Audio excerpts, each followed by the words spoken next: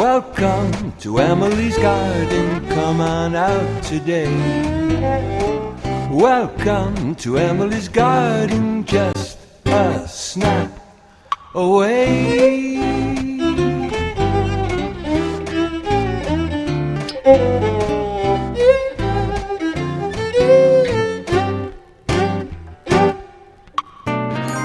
In this place, life is celebrated. It's the place where dreams are cultivated. Welcome to Emily's Garden, just a snap away.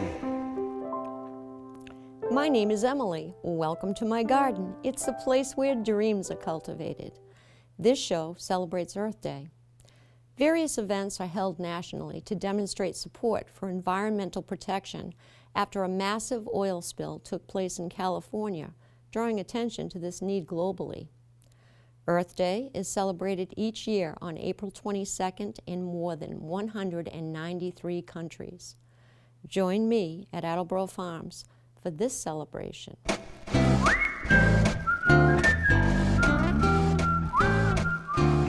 So it's Earth Day, and Earth Day would not be Earth Day without talking about proven winners. Tell me a little bit about your product. You know, a lot of people have heard about that. It's relatively new on the market, maybe the last 10 years? It's actually older than that, so it's surprising. It has taken off, but we started the brand back in 1992. So give a little rundown sure. on what that is all about. Okay. They are proven to be winners. They definitely are. And our philosophy is trying to make gardening fun and easy. Okay. So to back that up, what we do is a lot of trialing and error with plants in breeding. So we want to trial the plants for 2 to 3 years before we make it to market. A lot of people will rush the breeding to market just because they found a great color, but the plant might not have the same kind of performance that we're expecting. So we want it to be a full season of bloom, lots of blooms, great performance for the customer. And I really wanted to clarify that, only because I'm an older gardener. There are a lot of us out there. Yep. When I first started in this business, or even just started gardening, I would buy petunias.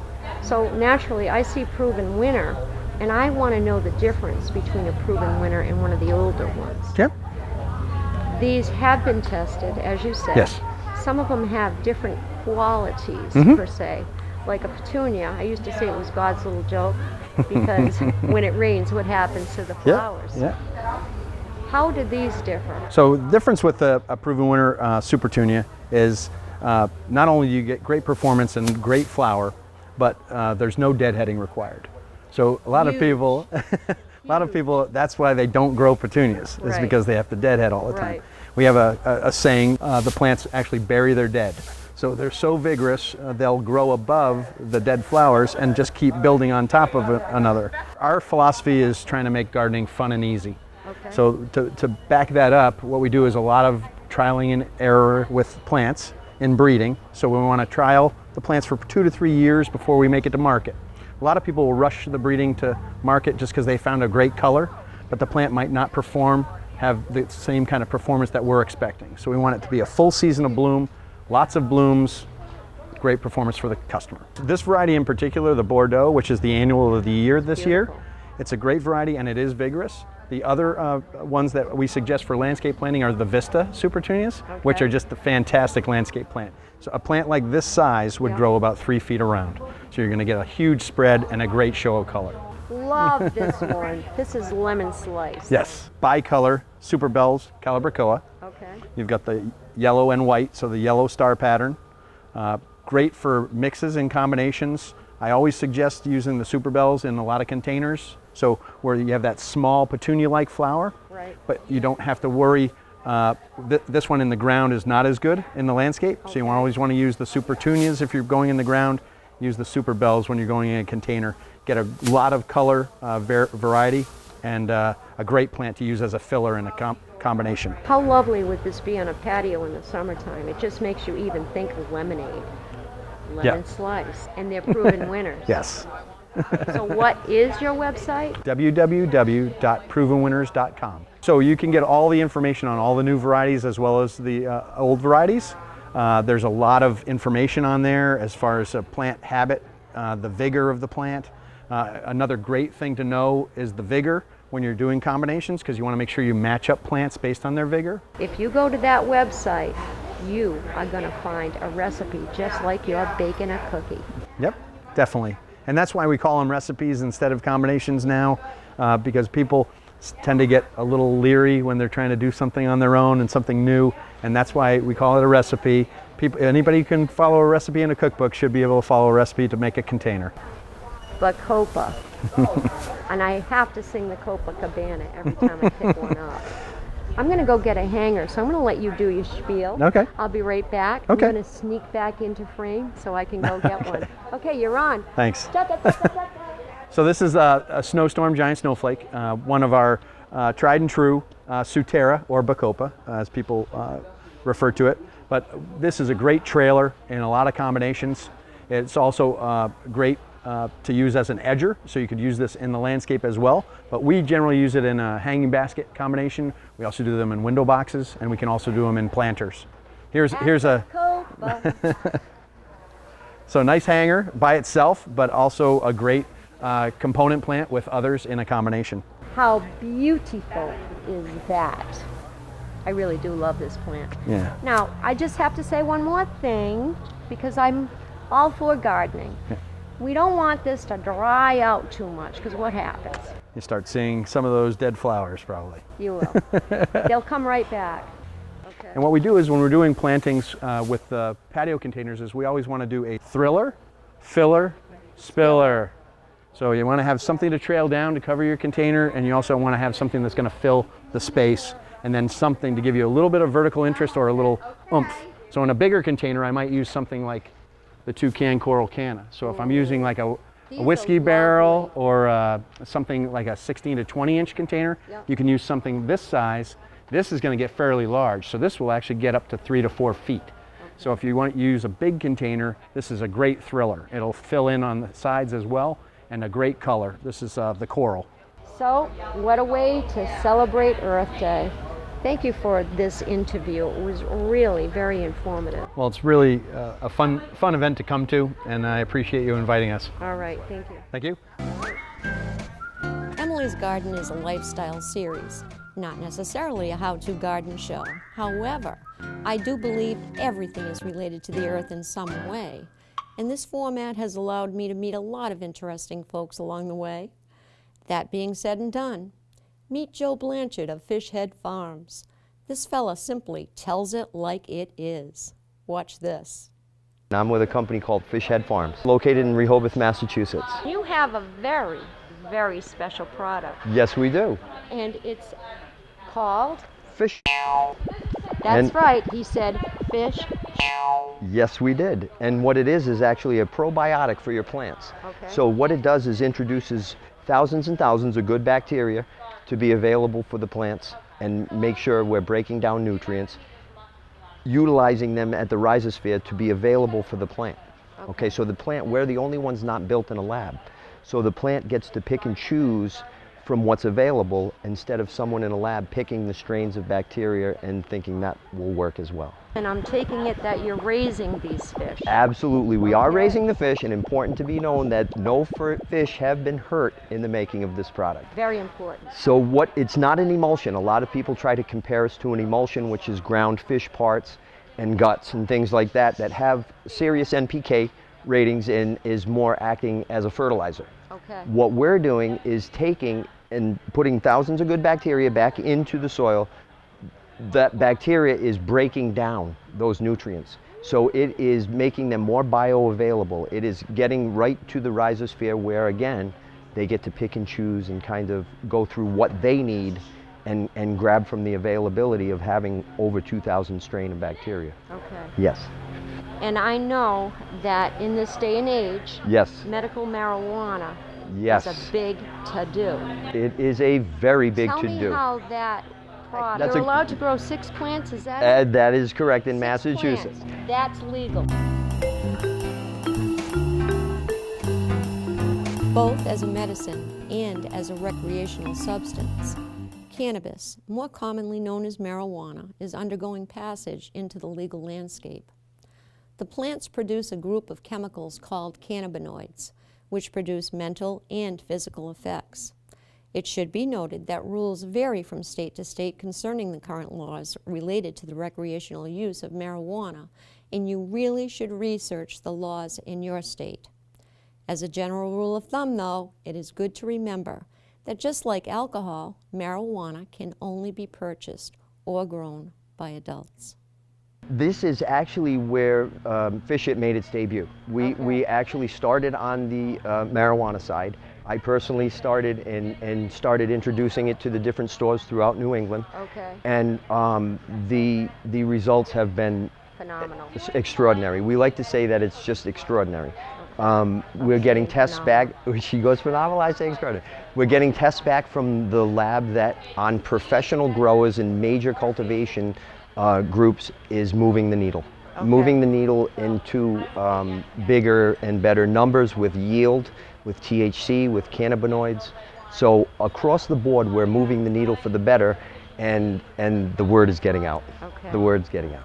And I want to go back a little bit to talking about the fish themselves. What Okay. kind are they? It's a tilapia farm that we raise with the Okay. fish. Yes. And How it's, did you get involved with tilapia? well, you know, it's a funny thing. Farmer Dave is our, he is the inventor of the Okay. Fish It, and he started probably about 4 years ago, and originally had an aquaponics and was growing lettuce himself and was Alright. selling to restaurants, and had a lot of friends that, for various reasons, wanted his Fish It to try in the marijuana. He did say that. So he actually perfected over the last 3 or 4 years and got it to a super concentrated rating.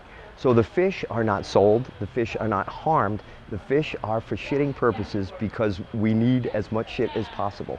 Okay. The word is out and it's catching on crazy, so Dave aerates it. He gets the Brix rating a certain way, and then we bottle it, and the rest has been taken a life of its own. It really has. So I really have to ask this one question. Absolutely. Because it was the first thing, the way my mind works, that came to mind.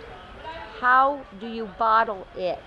Aha. Well, at the farm, it's all filtered, and then right now we're manually bottling and labeling. Can I see that if I visit you? Probably. Can I do it? Yes, you would be able to do it. I would have been a great dirty jobs kind of gal, just so that you know. That's good. All right. Yeah, perfect. So if I take that cap off? Oh will yeah, it smell will smell like shit. Okay. Yeah, because if it smelled like strawberries, you'd call ready? me a liar. Probably won't be able to sell it now, right? No, you will. Okay. Oh, yes. Farmer Dave hasn't walked by a bottle he hasn't sniffed and liked. Okay, so this is a liquid. I'm It going to is. ask you one more question. Absolutely. Before we say adieu. Sure. This is a concentrate? It is very concentrated, and that's Okay. our more of our secret recipe. Okay? To get it to that concentrate is a very big process. Okay, so we actually only need about a teaspoon, between 3 and 6 milliliters Okay. per gallon of water. Okay. So This is going to last a long time. this 120 ml will last about 35 gallons. Okay.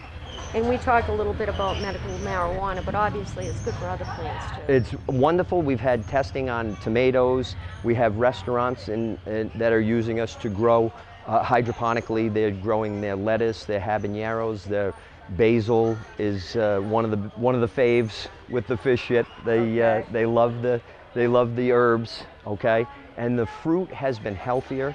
It has been better flavor.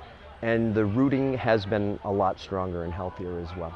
And results are noticed within days. As we close, if I could have your website so they can follow through. Yes. Here we go. www.fishheadfarms.com. Okay. Thank you. Thank you.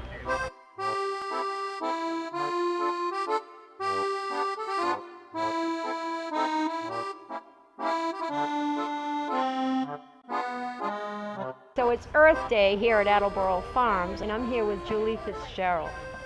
Julie, you have a device here that I have never seen. It's way cool. It is pretty cool, and actually what it does is it measures the pH and the soil moisture. It's a really neat device, and it makes it really easy for us to give people some advice on the pH and what to add to their soil. Okay, so the next obvious question for people that are novice gardeners, what is the pH? What does that mean? It measures the soil acidity. Okay. So really what you want to be is about neutral in most instances. But if you're sitting at between 5 1/4 and 6 1/4, that's actually where you want to be for most vegetable beds. pH is essentially a measure of acidity, and it uses a scale ranging from 0 to 14. Neutral pH is simply scaled at 7.0. A pH below this is acid, while above the 7.0 level is considered alkaline. Amendments can be added as needed to nurture crops you may like to grow using this rule of thumb. It depends on what you're growing in the area, but we can measure that and tailor it to the person. Okay, and when she says tailor it, what she really means is we can add some soil amendments in order to get the proper pH that you need for whatever you're growing. Generally, if you want to sweeten the soil, you're going to use Garden lime. ta-da! And this- I learned a new phrase the other day. You ready? Oh yes, I am. All right. So when's the best time to lime? Lime anytime. And when I was taught in the industry, they always said to do it in the fall because it broke down over the winter and blah, blah, blah, blah, blah. And here we are, 2018. Lime anytime. And I learn it's lime anytime time. So if you want to produce some acidity, say that 3 times fast, what do you use? A sulfur or aluminum sulfate is what you would be using. That'll the thing also turn your hydrangeas blue. it will. The thing is, in our area in the Northeast, we tend to have a more acidic soil anyway. So you're more than likely going to be adding lime than adding sulfur. But we do also offer the sulfur if that's the case, if that's what you need. Attleboro Farms does have a lot of product here. Yes, yes, we And do. That's one that you're always pushing. Yes, the reason being is because Bud and Bloom is actually it's synthetic, Yep. not necessarily a bad thing. Right. But with a synthetic, you can usually get a higher ratio of certain nutrients that you're looking for. And it's water soluble. It's going to Correct. get right in there really quickly. Right, you add water and it's a quick feed that happens, it's not a slow release, it's a quick feed that happens quickly. Right. Quick. There you go. Can't get much faster than that. Let's talk about these numbers. First one. So it's a 10, 52, 8, the first number being 10, so that's great for green growth. It's nitrogen. Nitrogen, a lot of times what people use is the up, down, all around rule. So up being the full of See, them. I know, I can't stop. Okay, nitrogen, leaf Nitrogen. growth up. Up. All right. 52, and that being the very high number here, Ooh. and what makes this very special, it's the phosphorus, and that's actually the root growth, root stimulant.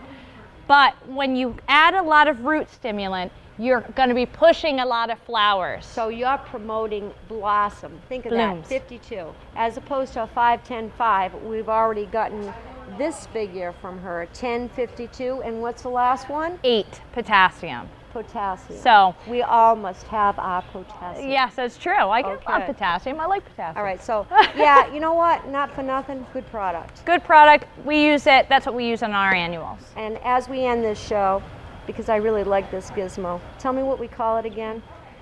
A pH tester. That's it? That's it. Soil It's pH not like tester. it's not like a micrometer Yes. soil You really love it. superstar. I want one for Christmas. Oh, well, listen. It's not that far away when you think about it. My birthday's close. Oh, yeah. Sula Valley of Coast of Maine Products graced us this day with a very informative lecture about raised beds. Watch this. So today we're going to get started and talking about raised bed, vegetable gardening and herb gardening, but kind of try to think outside the raised box, if you will. You can do rose gardens in raised beds. You can do perennial herb gardens that come back every year. You could do annual cutting flower gardens. So I'm going to be addressing vegetables and herbs, but you can relate it to a lot of other things. How many of us have raised bed gardens now? Great. How many of us are organic in our gardening practices? Yay. I had my first organic vegetable garden back in the early 70s when I was a teenager. I did my own compost pile, and after I went fishing and after Mom processed the fish, I'd, like the Native Americans, bury the fish in the planting hole. I'd go across the street to Farmer Peck's field with burlap sacks, come back with the cow manure, put it into a 50-gallon drum, let it steep, and there you go, we had the manure tea. Fed a family of 6, and I've had a garden ever since. And knock on wood, I'll always have a vegetable garden wherever I am. But the benefits of raised bed, there are many. At this time of year when the soil temperature is still in the low 50s or high 40s, since it's elevated, your soil temperature warms up quicker and you can get a jump start on some of your crops. The other thing is the soil is loose, it's not compacted because you don't have pathways walking through it.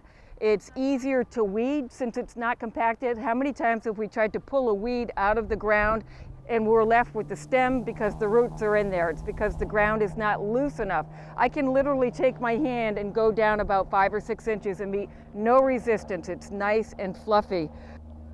It drains better. When you look at what gravity does to water drainage, the higher the sides of the beds, the more well drained it will be, and it makes sense. If this were a sponge and I put it into water and it's saturated, I take it out of the water. If I hold it this way, it'll drip out and then it'll stop. If I turn it on its side, more will come out and then it'll stop. And if I turn it this way, even more will come out and then it'll stop. And that's what gravity does. So keep in mind when you're buying a container for outdoor flower pot, tall and skinny, you're going to need a lot of water. Low and squat, you're going to need to water less. Same thing with your raised beds. The higher the sides, the more you'll have to water. Since they are well drained, you'll have to water a little bit more, but in periods of rain like we've had ad nauseum for the last 3 weeks, they'll drain quicker. Please pre-plan before you start anything. Look at your household. What vegetables do you buy and herbs on a weekly basis?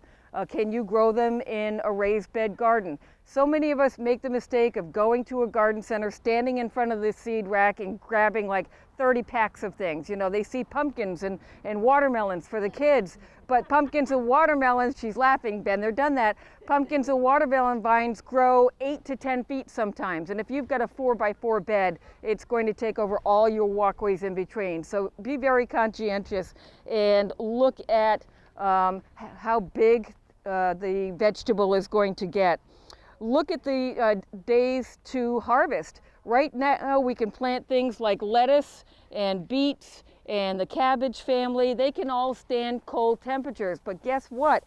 For the lettuces and spinach, by mid-June, when the temperature warms up to mid-70s or 80, those plants are going to bolt. Bolt means it'll grow tall and skinny.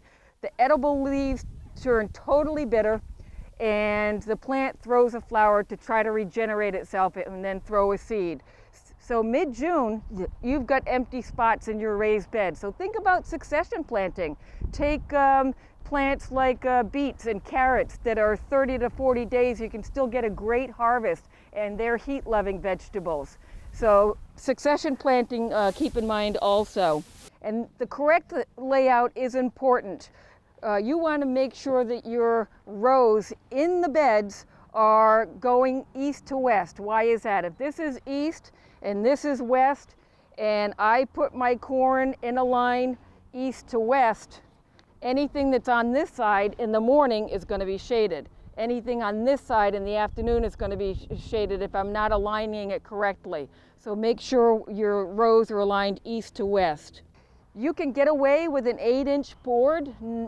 Not a lot of vegetable roots go down further than 8 inches. You have your exceptions. Asparagus is one, potatoes is another. Some of the longer types of carrots will get a little bit longer than 8.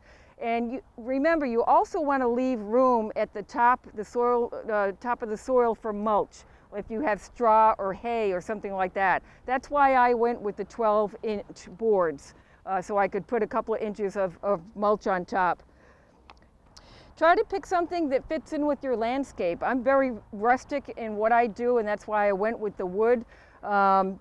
Basically, I've seen on patio pavered walkways, I've seen raised beds built out of that same material with those pavers. If you're doing that, you probably would need some weed fabric to line the inside of it so the soil doesn't seep out. I've seen them made out of just logs from the woods, again, using the weed fabric, or natural fieldstone walls. I wouldn't recommend anything pressure treated that would leach arsenic or copper into your vegetable beds and then be uptaken by your plants. And I wouldn't recommend anything like railroad ties because of the creosote in there. Concrete blocks, not that great because they're going to wick moisture away. For watering, a sprinkler, just the back and forth, or an oscillating sprinkler. It's easy. You can, go out there, turn it on, come back, 2 hours later and turn it off. However, if it's a breezy day like today, a lot of it's not going to hit your garden beds. If it's a hot, dry day, a lot of it will evaporate. So they're easy, but they're not really getting enough water effectively at that root zone. Soaker hoses, does anyone use soaker hoses? They're the black hoses. They're recycled tires, actually. And there's thousands of little micropores, and it has a closed end. So when you turn that faucet on, it puts pressure on the inside of the hose. Little beads of water will be forced out, and then they just drop down to the ground. And basically you can loop those through your plant to go up and down a row of plants. And as a sales rep for the Coast of Maine Organic Products Company, I've got Long Island, Rhode Island, Massachusetts, Connecticut. I've got a beautiful territory. So I stop at garden centers 5 to 7 days a week talking about the organic compost blends that we produce.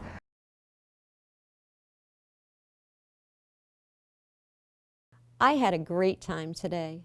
We part until we meet again. See you next time here in Emily's Garden.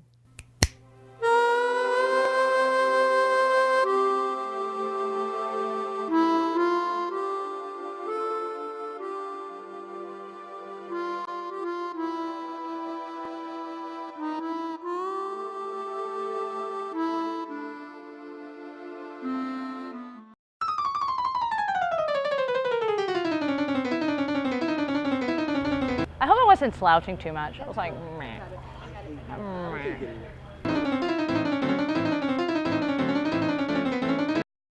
Both as a medicine and as a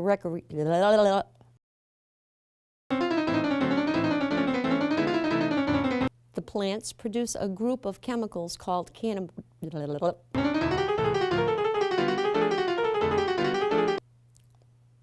both as a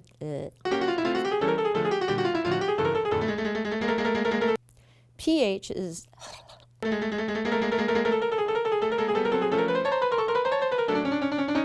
Sue LaValle of Coast of Maine Products graced us this day with a very informative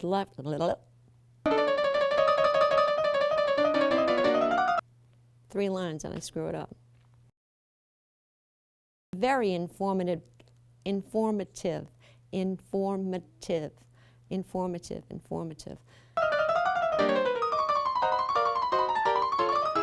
Using this rule of thumb. I added that.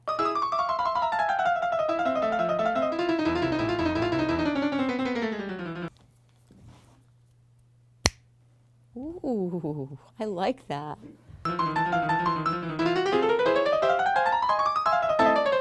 That being said and done, we part until we meet again. See you next time back in Emily's Garden.